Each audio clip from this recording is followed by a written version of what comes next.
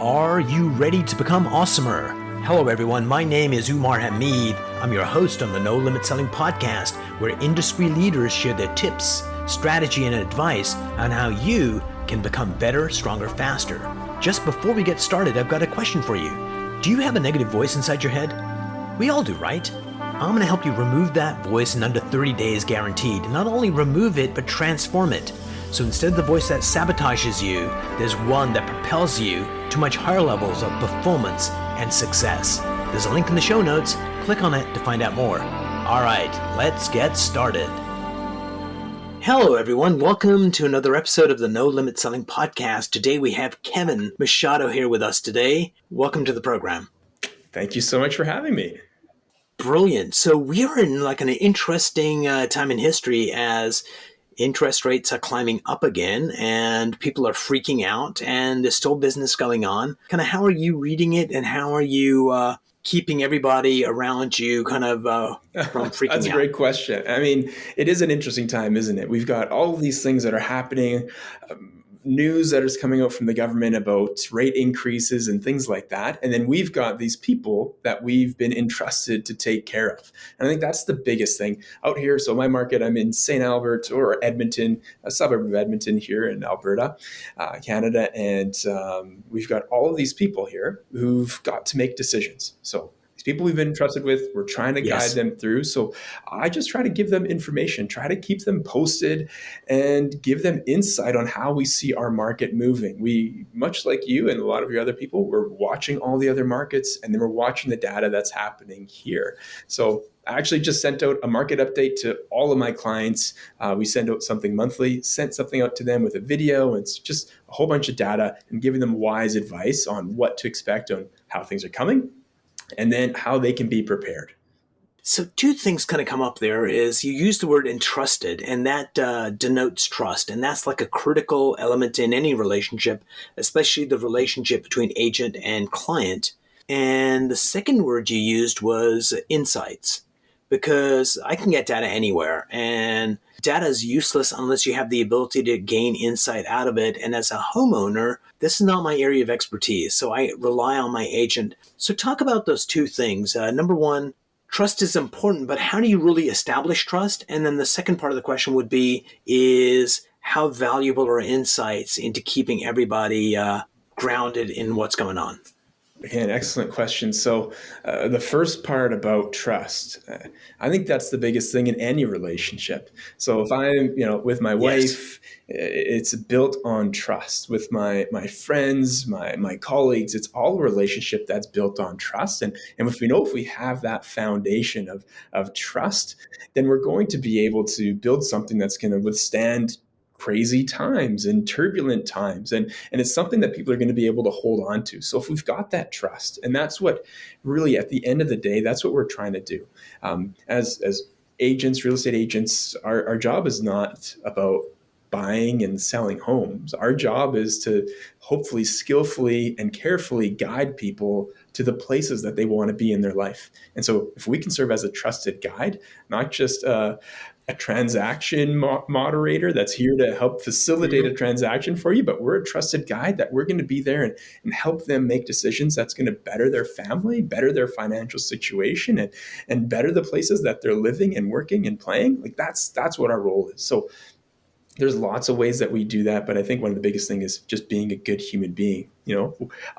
Do unto others as they'd have do unto you. Like this is what we base our lives off of, and hopefully this is how I've done it. That's how I've built my business. It's taking care of people and trusting and believing, in the generosity and the abundance mindset that there's more than enough out there for good people that are serving people well. That all that good's going to come back.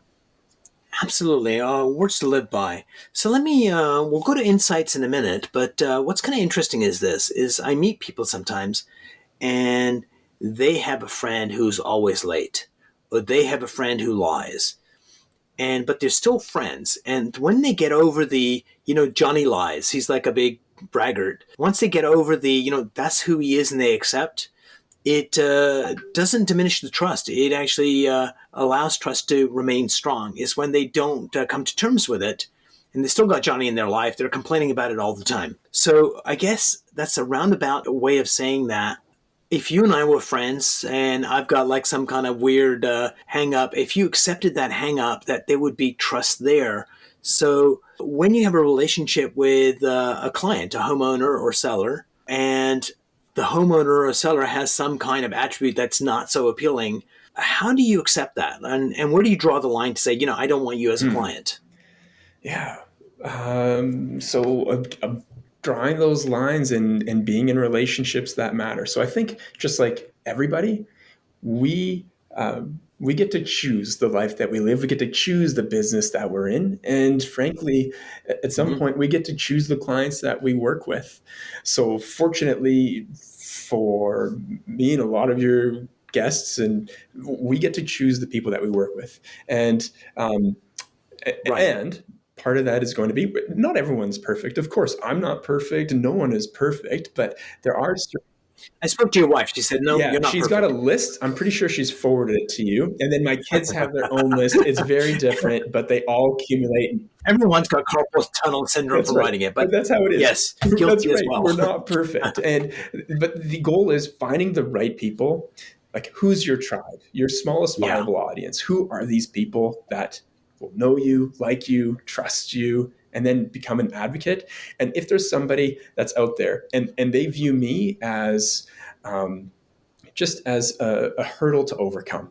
If they see me as I'm just a part of a transaction and I'm not this trusted guide, and unfortunately, there have been people out there that have treated people poorly and they've given a Mm-hmm. misconception to our industry and they've hurt people.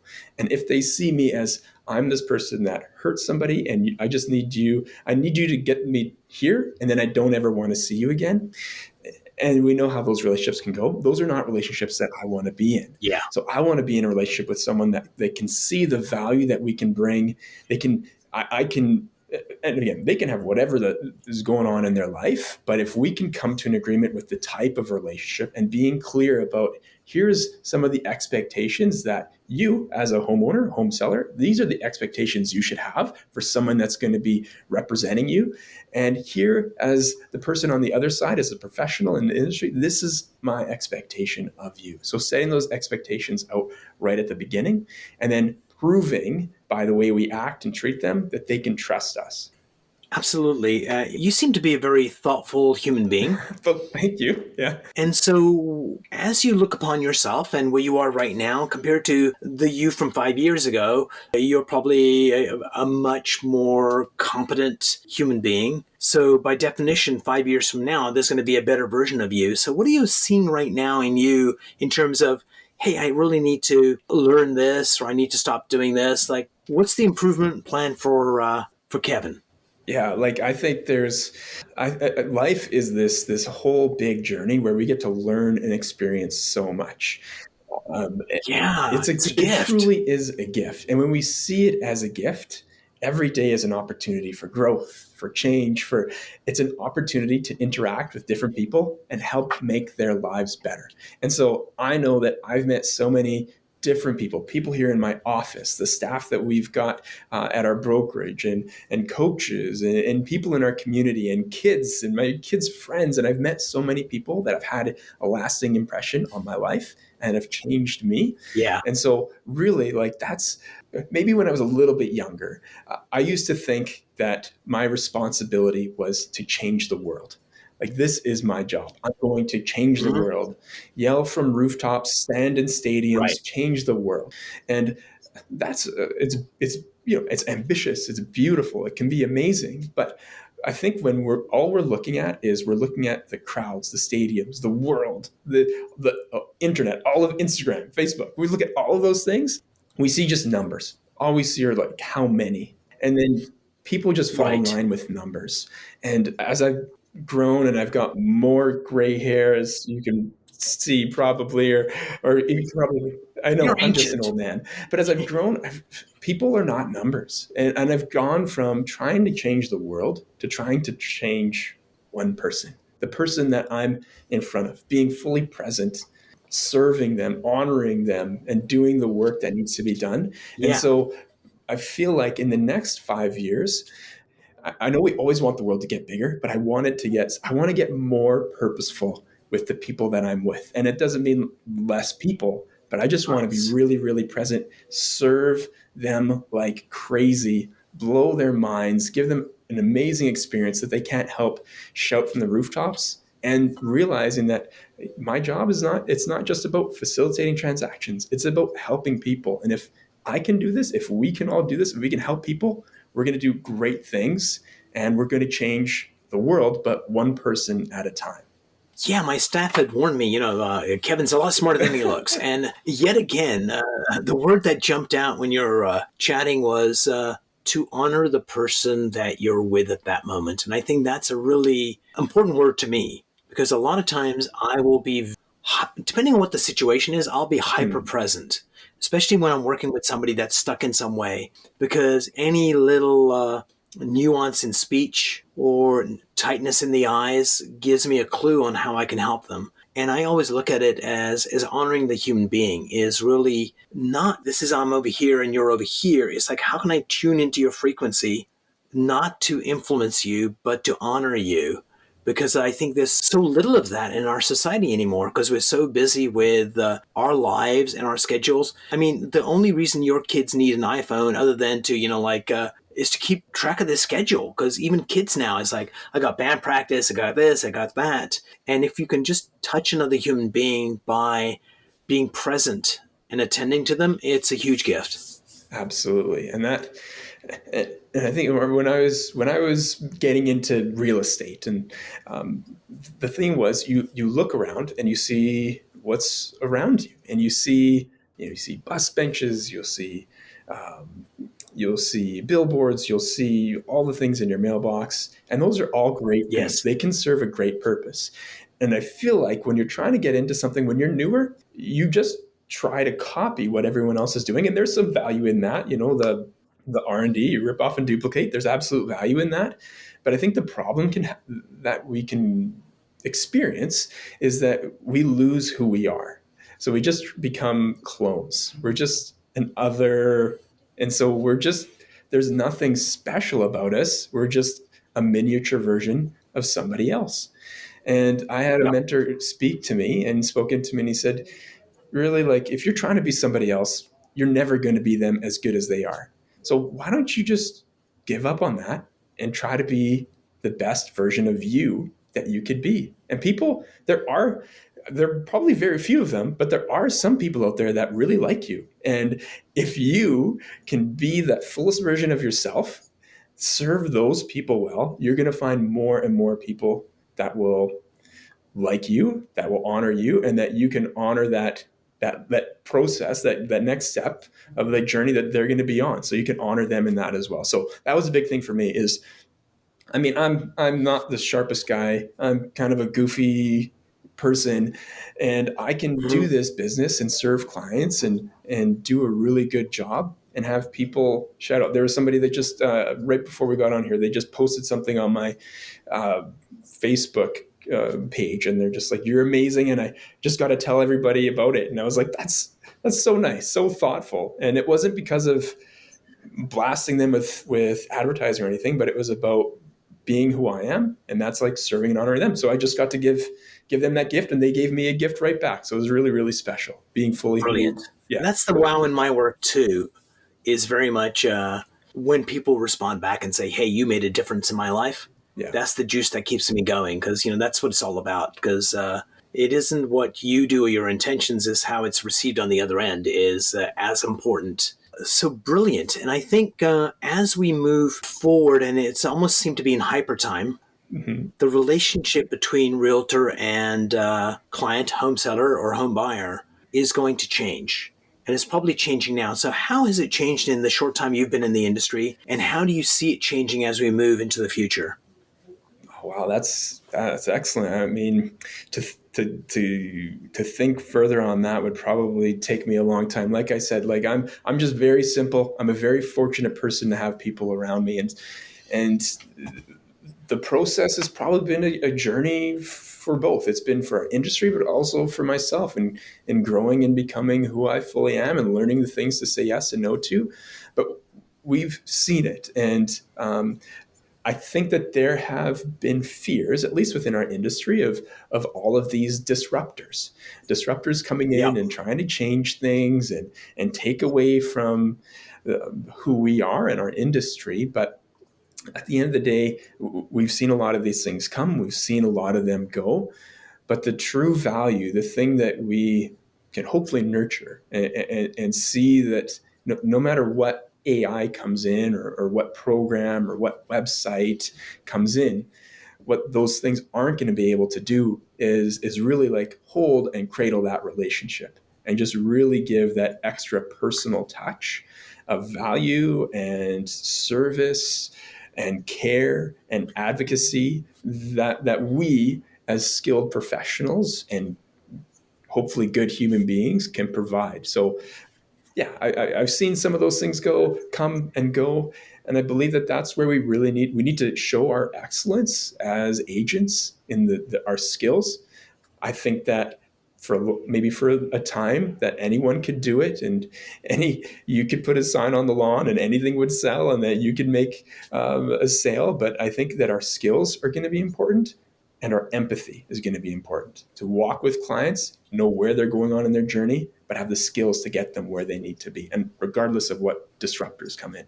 Absolutely. I think ultimately at the end of the day, there are going to be disruptors coming in. And I think the agent count's going to go down, and the ones that are going to actually stay, and I'm not sure what percentage is going to go down, are the people that have strong, healthy, vibrant relationships with their clients where they feel heard and trusted. And because that's going to be a rarer and rarer commodity, and one that's going to be more valued. Mm-hmm. And so, the other thing you said was kind of another way of articulating is there's an authentic version of Umar, Mm-hmm. and when I can identify it and be it, I connect with people in a deeper way. And certainly there's going to be people that like me, but even people that necessarily don't like me are going to feel comfortable around me, because you know when you meet someone, they're kind of rare in terms of what you see is what you get. And if they're in front of Elon Musk selling their home, or they're at sitting down with a 14-year-old kid at in church, that it's the same human being. And when you can be authentic, you can be that everywhere, and that has a ton of value because people feel safe around you. And I think that's the underpinning of trust. Yeah, I completely agree. That authenticity piece is so important. I think for us to understand, and we can think about it in two ways. We can think, okay, this authenticity piece, this is going to help me with other people. So there's that outward expression of it, but really, like you have said, whereas that authenticity piece, it's going to help me with who I am. And you do that deep work inside, and Yeah. that's where it all comes from. Like, rather than trying to fix everything first on the outside and all of these exterior things and external things, like, what's internally, who am I, what do I need to work on here before I can like be out there and make a difference in people's lives. Because your best self is sitting in here, warts and all, That's right, that exactly. glorious human entity. And so, in your work, what brings you joy? Oh, what brings me joy? um Again, I always used to say, like, I wanted to be the type of person, realtor, that would end up on someone's camera roll on their phone. So they're scrolling on their Mhm. phone and they've got their photos, and there's like a photo of us or me, and that would make them stop and make someone stop and be like, this person did such an amazing job. I loved getting to work with Kevin.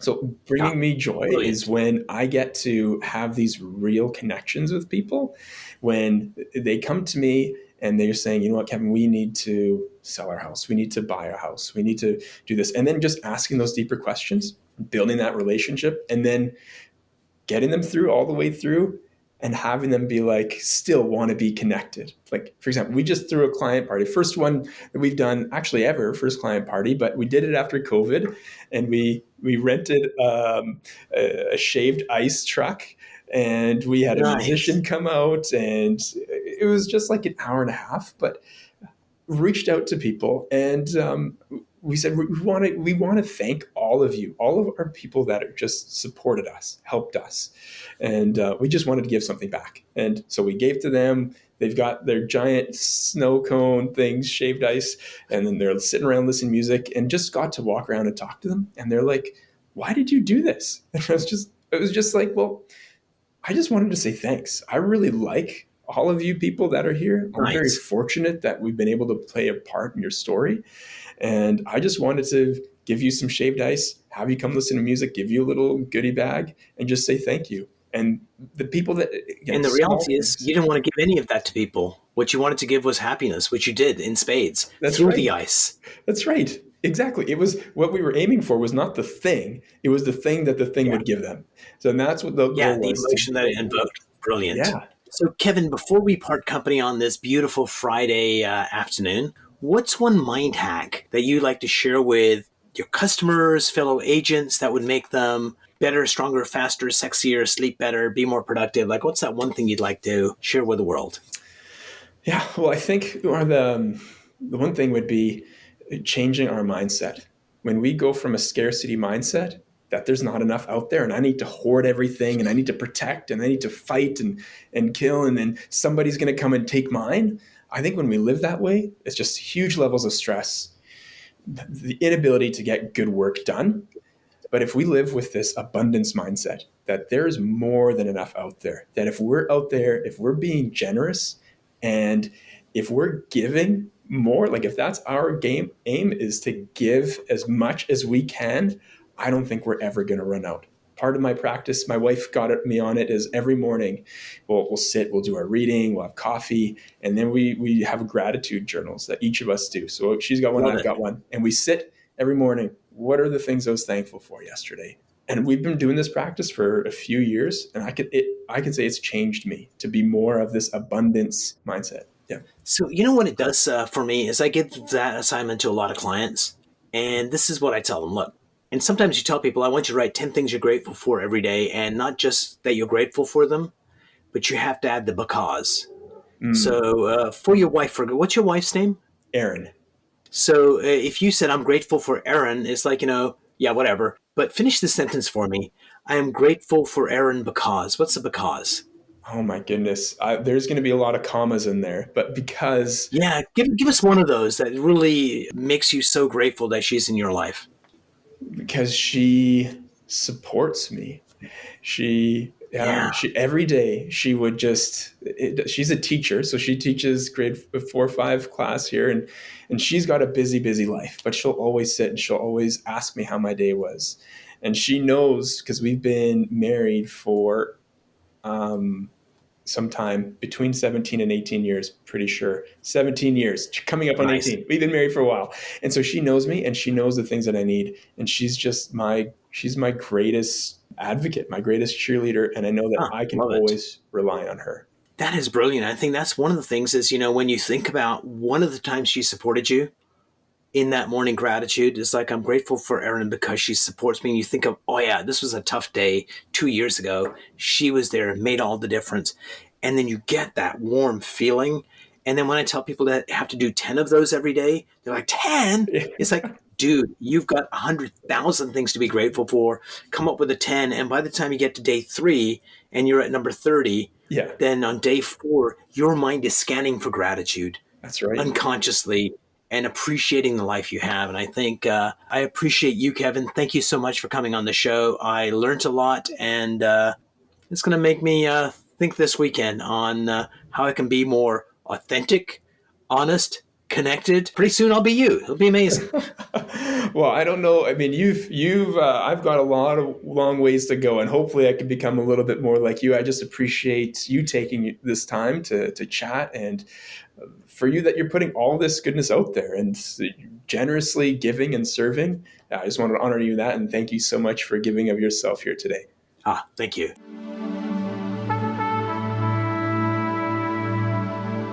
If you enjoyed this episode, please go to iTunes and leave a 5-star rating. And if you're looking for more tools, go to my website at nolimitselling.com. I've got a free mind training course there that's going to teach you some insights from the world of neuro-linguistic programming, and that is the fastest way to get better results.